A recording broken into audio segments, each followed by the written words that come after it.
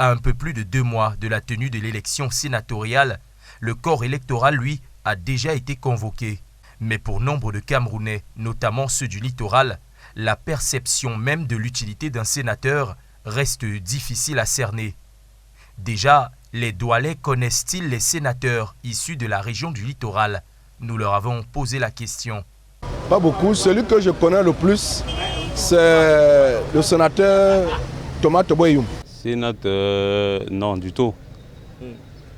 De par les actions, non, on ne les connaît pas. Il y a le docteur Pierre Flambon-Gayap, le pharmacien. Oui, je connais monsieur Ondo Collins. Moi, on ne connaît pas parce qu'on n'a pas... Si vous pouvez nous dire, ça va nous intéresser. Des connaissances approximatives qui vont de pair avec la perception mitigée de l'impact des sénateurs sur le quotidien des populations. Moi, je crois que le rôle d'un sénateur, c'est de tout faire pour que la population de cette région vraiment puisse bénéficier tout ce qu'il faut, par exemple des routes, l'aménagement des quartiers. Je pense quand même que les sénateurs sont utiles pour beaucoup de choses. Peut-être pour positionner certains jeunes dans certaines sociétés. Leur rôle, c'est quoi?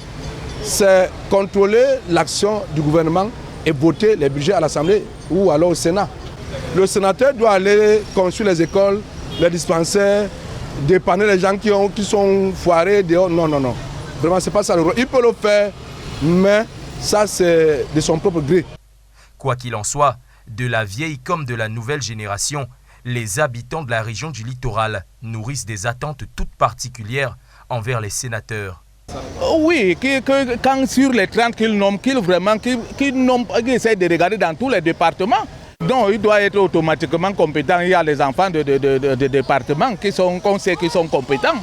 Une question de représentativité, mais aussi plus de proximité entre les élus et leurs électeurs.